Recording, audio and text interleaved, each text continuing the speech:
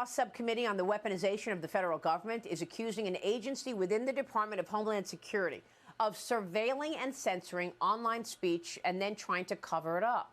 The committee obtained non-public documents from the Cybersecurity and Infrastructure Security Agency, and they reveal that the agency considered creating an anti-misinformation rapid response team.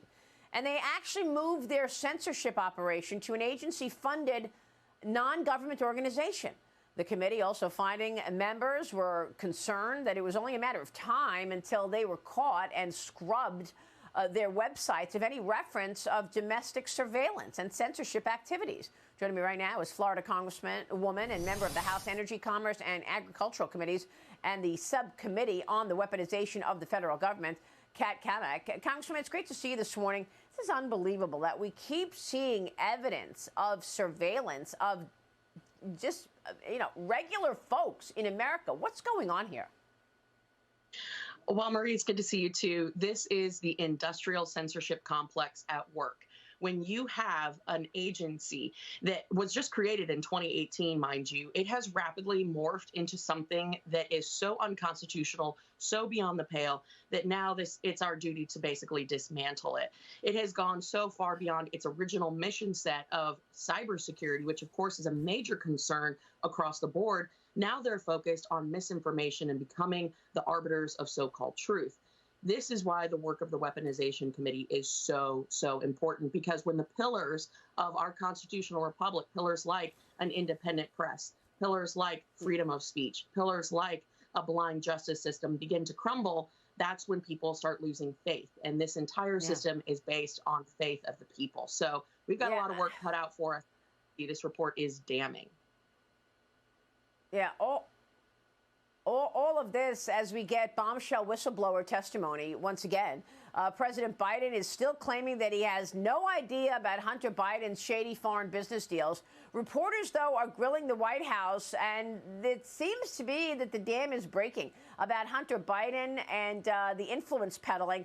Although the White House doesn't even, have any indication that it cares. Hunter Biden was schmoozing at the state dinner last week, and he was schmoozing with people from, the Director of National Intelligence, even after he agreed to a plea deal. Watch this. In light of some of the recent legal controversy, if the president communicated to members of his family not to conduct business on White House grounds. I'm not going to speak to anything that is related to this case. As you stated, there are, we've had, when it comes to ethics, we take that very, very seriously here in this administration.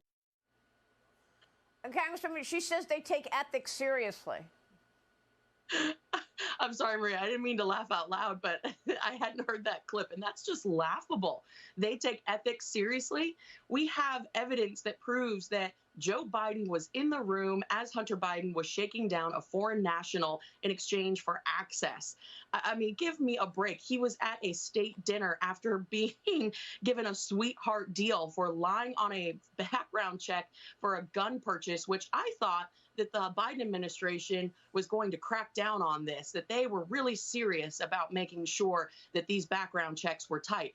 Keep in mind that Hunter Biden has a rap sheet going back to 1988, the year I was born. When you have a rap sheet that's 35 years long, that tells you that this person is a liar, a crook, and definitely should not be representing the United States at a state dinner with one of our most important partners in a very critical region.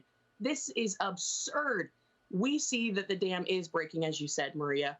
Every day, every week, of evidence comes out, and there's no hiding from it. They're still stonewalling you, Congresswoman. You know that. I mean, look at the oversight team. The oversight committee has real bank records, evidence that shows millions of dollars went to these 20 shell companies, which ultimately the money made their way into Biden family accounts. I mean, it's in plain sight. The media will not report it. You've got the bank records in the oversight committee, and yet what's happening? Nothing. Well, and that's the thing, Maria. That's where I go back to. Where is the press, the independent press, asking the questions? You have mainstream media outlets who have covered zero of the things that have been brought to light. You have the president of the United States saying publicly that he sold state secrets. He sold state secrets. Now, no one is addressing that.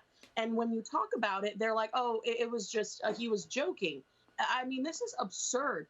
When the pillars of our republic start to crumble, it is our job to realign where our founding fathers intended for us to be. And we have a constitutional oversight duty. That's why I think the work of the Oversight, Judiciary, and Weaponization Committee are so important. We're going to continue to release more information. And I feel that this is all the more reason why taking down the industrial censorship complex is important, because if the mainstream media won't cover it, we, the American people, we will. Well, we're going to follow it for sure, Congresswoman. But former chief medical advisor to President Biden, Dr. Anthony Fauci, is now starting a new job as a professor at Georgetown Medical School. He'll start next month. The school announced he'll have a role with their infectious disease division, Congresswoman. And here, too, we've got no accountability. Anthony Fauci and all of his rules around COVID, many of which now we understand he tried to, and the entire administration tried to work with social media to censor important information that we all needed during COVID. And again, here we have Fauci getting a new job at Georgetown as if his bad behavior didn't matter. Oh, Maria, I wonder if his first course is going to be Grifter 101. Maybe it's going to be, I don't know, failed pandemic response 101. All I know is that any student that is actually paying money for these courses, they are going to be at a disadvantage because they are going to be lied to. They are going to be told a number of mistruths, because at the end of the day, all we know about Fauci is that he's a liar, that he is in it for himself, and that he failed miserably as CDC director in handling one of the worst pandemics the world has ever seen. Yeah, and he still won't admit that it escaped from the Wuhan lab. Congresswoman, thanks very much. Good to see you this morning. Kat Cammack joining us.